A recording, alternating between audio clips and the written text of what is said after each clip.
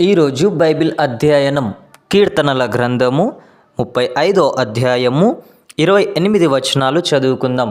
ప్రార్థన. మిక్కిలి ప్రేమ కలిగిన దేవా, నీకు వందనాలయ్యా. చదువుతున్నటువంటి లేఖనములలో మాకు జ్ఞానాన్ని అనుగ్రహించండి. ఆమెన్.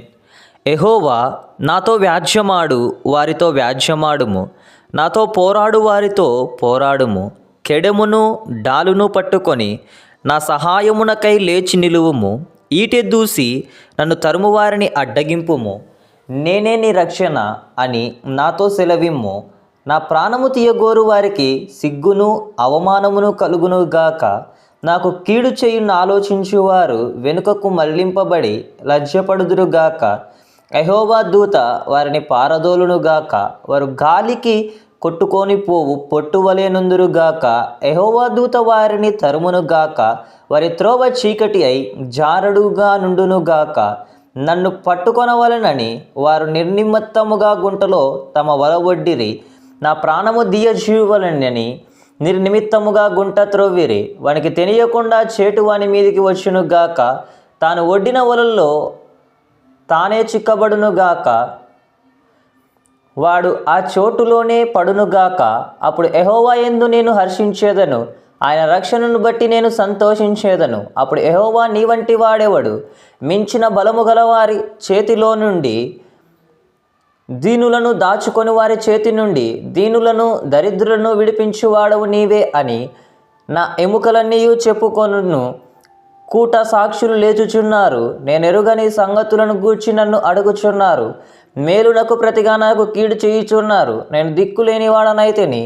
వారు వ్యాధితోనున్నప్పుడు గోనెపట్టు కట్టుకొంటిని. ఉపవాసము చేత నా ప్రాణమును ఆయాసపరచుకొంటిని.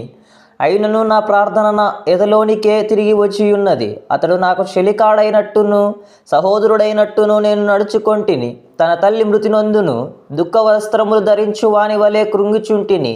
నేను కూలియుండుట చూచి వారు సంతోషింప గుంపు కూడిరి. నీచులను నేనెరుగని వారును నా మీదికి కూడి వచ్చి మానక నన్ను నిందించిరి. విందు కాలమునందు దూషణలాడు వదరబోతుల వలె వారు నా మీద పండ్లు కొరికిరి. ప్రభువా, నీవెన్నాళ్ళు చూచుచు ఊరుకుందువు. వారు నాశనము చేయకుండా నా ప్రాణమును రక్షింపుము. నా ప్రాణమును సింహముల నోట నుండి విడిపింపుము. అప్పుడు మహాసమాజములో నేను నిన్ను స్తుతించెదను, బహుజనులలో నిన్ను స్తుతించెదను. నిర్హుతముఖముగా నాకు శత్రువులైన వారిని నన్ను గూర్చి సంతోషింపనీయకుము. నిర్నిమిత్తముగా నన్ను ద్వేషించు వారిని కన్ను గీటునీయకుము. వారు సమాధానపు మాటలు ఆడరు. దేశమందు నెమ్మదిగానున్న వారికి విరోధముగా వారు కపట యోచనలు చేయుదురు.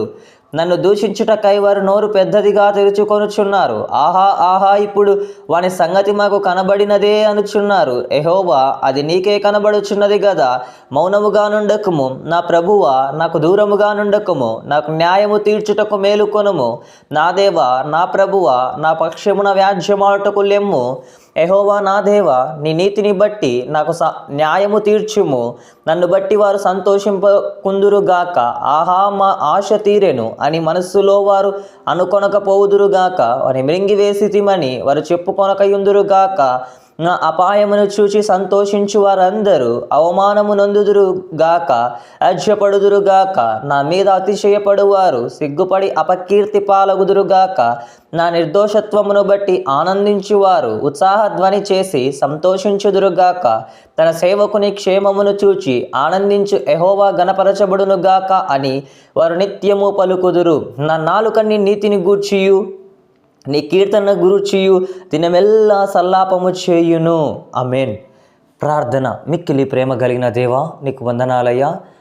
ఈ ఒక్కనైనా తండ్రి మాట్లాడినటువంటి ప్రతి మాటను బట్టి నేను స్తుతిస్తున్నాను, గణపరుస్తున్నాను తండ్రి. ఆమేన్.